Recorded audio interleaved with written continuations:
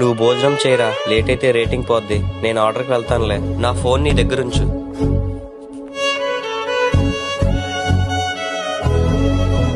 వాడు తిన్నాడో లేదో అడుగుదా ముందు.